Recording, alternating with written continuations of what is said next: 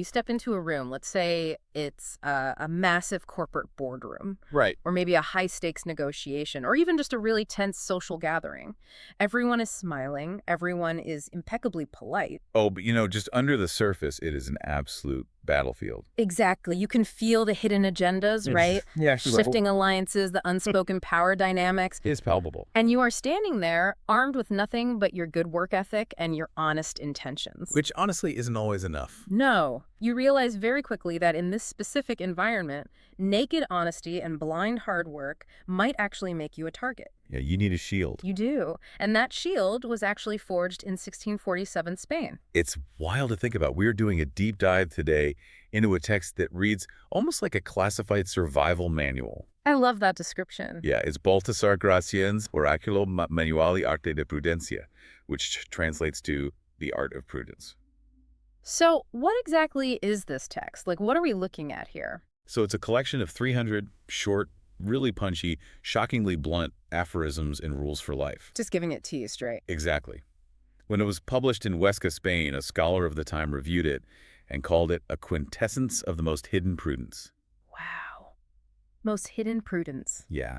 And to give you some context, Gracián was a Spanish Jesuit philosopher living during the Baroque period. Right, which was not a simple time. Not at all. It was an era defined by incredibly complex court politics. The Spanish court was just this dense web of favor, ruin, Whispers. of constantly shifting power. Precisely. To survive that world, let alone thrive in it, you had to be a master observer of human nature.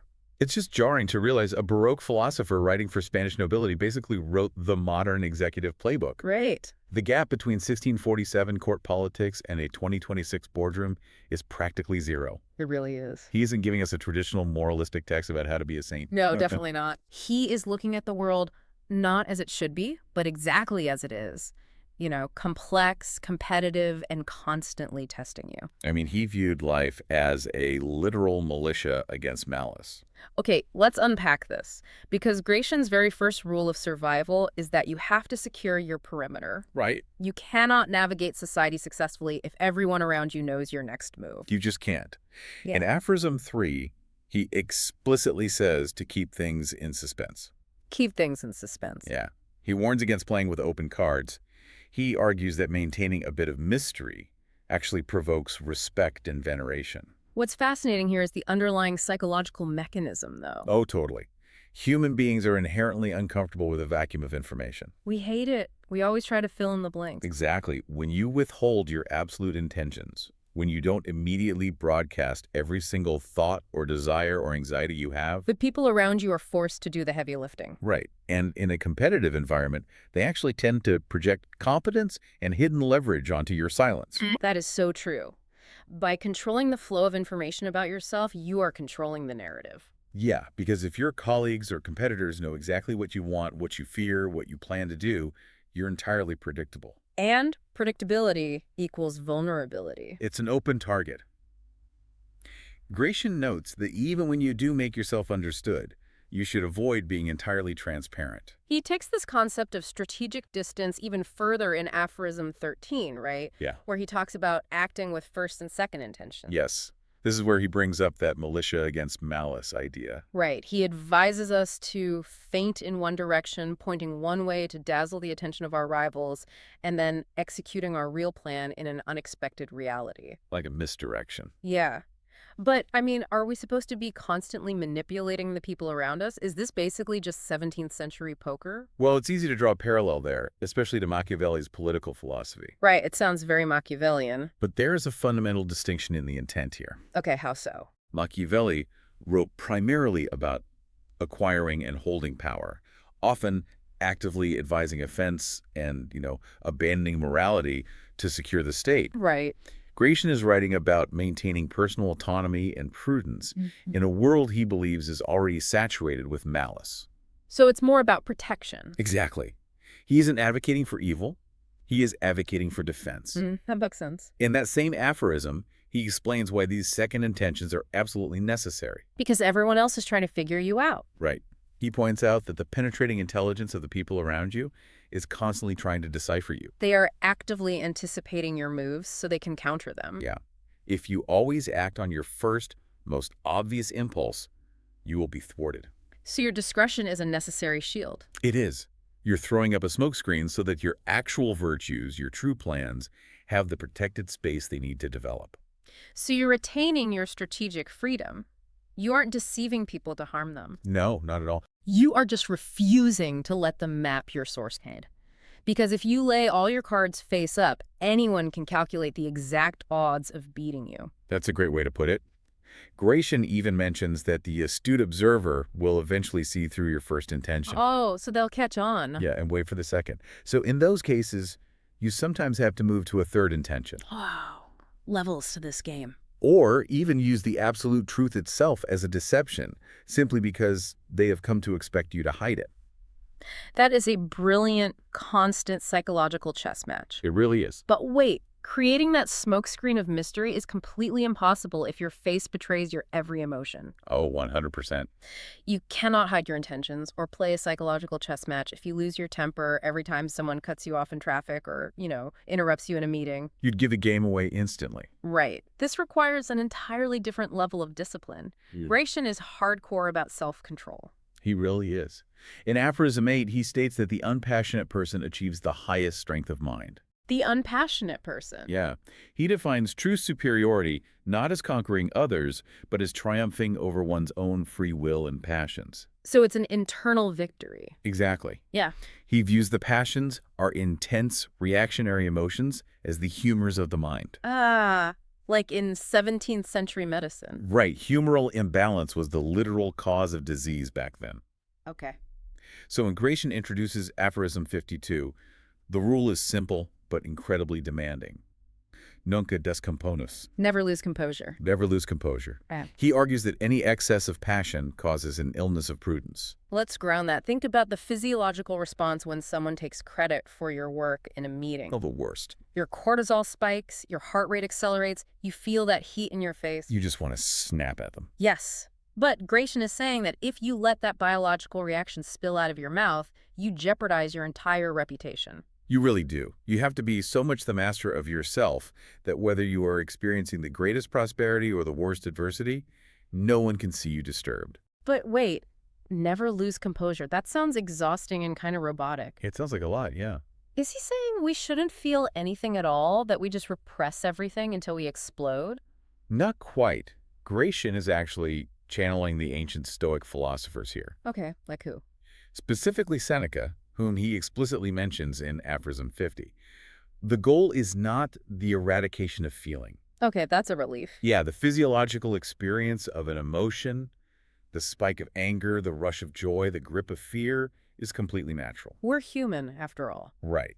What Gracián is arguing is that you must never let those momentary, fleeting emotions dictate your external actions. So you build a firewall between your internal feeling and your outward behavior. Exactly. You don't let the emotion grab the steering wheel. So you feel the rage when you read an unfair critique of your project, but you refuse to send the fiery defensive email at 2 in the morning. Yes, step away from the keyboard. You exercise sovereign inner governance. Sovereign inner governance. I like that. In Aphorism 50, he advises us to never lose respect for yourself. He wants your own internal integrity to be the standard for your rectitude. So you're not doing it just to look good to others. Right. If you learn to genuinely fear your own internal judgment, if you hold yourself to a standard of severe self-respect, you won't need external rules. You won't need HR policies or, the imaginary tutor of Seneca hovering over your shoulder to keep you in line. Exactly. You behave with dignity because losing your composure violates your own self-respect long before it ever damages your public image. That makes a lot of sense. So you've mastered your internal emotional state. Check. You have your shield of discretion and your passions are firmly under your control. We're not done yet. No, we're not. Because Gracián forces us to look in the mirror here. Internal discipline is completely useless if your external packaging is terrible. Oh, this is the hard truth. Right. Having pure intentions and a perfectly managed inner citadel doesn't actually matter if the rest of the world perceives you poorly. You have to turn outward. Into the theater of life. This transition from internal virtue to external presentation is where Gracián's understanding of human psychology is just most penetrating. Here's where it gets really interesting. Yeah. In Aphorism 14, He introduces the concept of la realidad y el modo. Reality and manner. Yes. He argues that substance is not enough. The circumstance and the delivery matter immensely. He makes the profound observation that a bad manner ruins even justice and reason. Which is such a brutal reality check. It really is. It's a tough pill to swallow that doing good work isn't enough if you don't package it right. You can be 100% factually, morally, and logically right. You can have all the data on your side. Exactly. But if you present your argument with arrogance, or if you whine about how unfair things are, Or if your tone is just entirely tone deaf to the room. people will reject your justice and your reason. The how you do something carries as much weight as the what. Gracián hammers this home in Aphorism 99. He says, things pass not for what they are, but for what they seem. And again, in Aphorism 130, do and make it seem so. What is not seen is as if it didn't exist. That sounds just like modern PR or personal branding. It absolutely is. And if we look at the cognitive science behind this, it makes perfect sense. How so? Well, human beings are busy, we're easily distracted, and we're constantly overwhelmed by information. Oh, for sure. To survive this cognitive load, the brain relies heavily on heuristics, mental shortcuts, to make judgments. Right. We don't have time to analyze everything deeply. Exactly. Gracián understood this centuries before modern psychology. He notes in Aphorism 86 that the vulgar has many heads and tongues. The vulgar meaning the masses or the general public? Right. They judge strictly by the exterior. Very few people have the time, energy, or inclination to dig deep into your soul, to find your hidden, quiet virtues. They just judge the surface. They do. Think about the brilliant software engineer who builds a flawless, revolutionary back-end architecture. Okay, classic scenario. But when it comes time to present it to the leadership team, they mumble, they lack confidence, and their slides are incomprehensible. Oh, man. And what happens? The leadership team assumes the work is weak, and the project gets defended. It happens all the time. It's incredibly frustrating for anyone who holds on to the idealistic belief that the truth will simply speak for itself. Gracián is telling us straight up that the truth does not speak for itself. You have to speak for it. Yes. You have to manage your appearance. Because if you refuse to manage your appearance, your reputation, and your manner, you are effectively abandoning your hard work. You're leaving it to be misinterpreted by the crowd. Exactly. Managing your image isn't vanity. It is an act of responsibility. I love that reframing. If your idea is genuinely good, it is your responsibility to give it a good manner so that it can actually be accepted and implemented. You are simply translating your internal substance into a language the external world can actually read. Right. Gracián writes about cultivating the grace of people.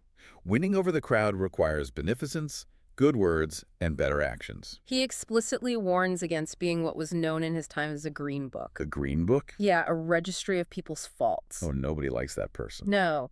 If you become known in your office or your social circle as the person who only ever points out flaws and complains, your reputation becomes toxic. You must actively cultivate an aura of courtesy and capability instead. Okay, but translating your substance into the right package still won't save you if you execute at the wrong moment. Oh, timing is everything. You can have the self-control, you can have the polished exterior, you can keep your strategic cards close to your chest. But the final piece to Gracián's puzzle is execution. Right.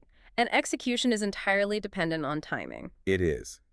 Aphorism 55 introduces the vital concept of the hombre de espera, the person of waiting. The person of waiting. Gracián advises us to walk through the spaces of time to the center of the occasion. That's beautifully phrased. And he provides one of his most famous, powerful maxims, time and I against any other two. Time and I against any other two. But what does this all mean for us today? How do you see it? Are we supposed to just wait forever? Like if you want a promotion or if you want to launch a new business, do you just sit back and let time do the work? Well, no, that's not what he means. Right. I think of this like surfing. Gracián isn't telling us to stay on the beach and never get in the water. Good analogy. But he's also warning us not to paddle frantically at every single ripple that comes along, burning all our energy on opportunities that go nowhere. Exactly. You paddle out, you sit on the board, you watch the horizon, you wait for the right wave. And when it swells, that is exactly when you expend your energy and catch it. Yes. Taking that surfing idea a step further, Gracián specifically warns in Aphorism 39 that every wave has a peak. Oh, okay. He tells us to know things at their peak of perfection and know how to enjoy them then. Everything has a season. That makes total sense. If we connect this to the bigger picture, timing is the ultimate multiplier of all the other virtues we've The discussed. multiplier. Yeah, your discretion, your self-control, your carefully crafted reputation, they're all potential energy. And timing is the kinetic spark that activates them. Precisely. If you ally yourself with time, you gain an unbeatable advantage. Time will inevitably reveal your opponent's weaknesses, And time will present the perfect opportunity. but you must cultivate the fortitude to endure the wait without rushing the outcome out of anxiety. Which is so hard to do. Oh, it's incredibly difficult. Part of mastering time is also recognizing the specific era you are operating in. Yes, the context. In Aphorism 120, he says to vivere alla platico, to live practically. He insists that you must adapt to the times you are in. Even if you firmly believe the past was better. Which people always do. Always. He acknowledges that very human tendency to feel that virtue is out of style, or that the current era is somehow degraded compared to the good old days. But complaining about the era you live in is entirely useless for your survival. Completely useless. You have to read the pulse of the current moment. Right. The truly wise person accommodates themselves to the present in both the adornments of the soul and the body. So if you try to apply a brilliant marketing strategy that was perfect 10 years ago to today's drastically different digital landscape, you will fail. You'll bomb. Or if you refuse to learn a new software or adapt to a new market because, the old way was better, you are just making yourself obsolete. Flexibility and acute observation of the now are mandatory. Gracián says you have to know how to take the pulse of a business or a situation immediately. Don't get lost in the branches of useless discourse. Right. You find the center of importance. And you can only achieve that clarity if you are deeply anchored in the present moment, watching the clock of opportunity. Bringing this all together, the art of prudence remains an absolute masterpiece centuries after it was printed. It really holds up. Gracián has handed us an incredibly robust 4-pillar framework for navigating human complexity. Let's recap. First, you protect yourself with discretion, you control the flow of information, and refuse to broadcast your intentions. Right, the smokescreen. Second, you build an unshakable inner citadel of self-control so that your physiological passions don't betray your strategy. Never lose composure. Third, you master the theater of life, taking responsibility for ensuring your good substance is packaged in an impeccable manner. Because perception is reality. And finally, you ally yourself with time, reading the pulse of the present and waiting for the exact right moment to strike. It bridges the highest philosophical virtues of self-mastery with the sharpest, most pragmatic tactics of social survival. It's just so practical. He teaches us the difficult lesson that being right or being smart is only ever half the battle. And what's the other half? The other half is the art of moving through a complex, often malicious world without letting that world break you or turn you into a victim of your own naivety. Wow. Whether you are navigating treacherous office politics, trying to manage a difficult team, or honestly just trying to be a more effective, resilient human being in a really noisy world.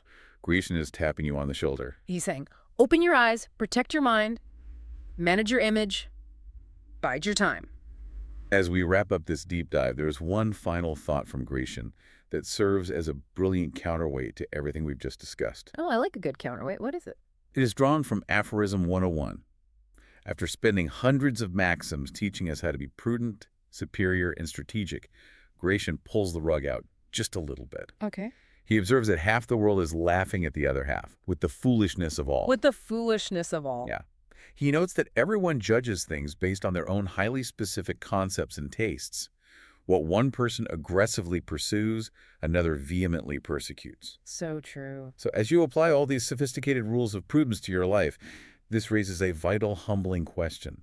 If everyone in the world is absolutely convinced they are the reasonable ones and that the other side is acting completely ridiculous, how much of our own highly prized prudence is actually just an illusion created by our specific social bubble? Oh, man. That is something to ponder long after this deep dive ends. It really is. Because at the end of the day, when you step back into that corporate boardroom or that tense negotiation and you look at all those smiling faces hiding their daggers, Yeah. just remember, they are looking right back at you, thinking the exact same thing. Fascinating stuff. It really is. We'll catch you on the next deep dive.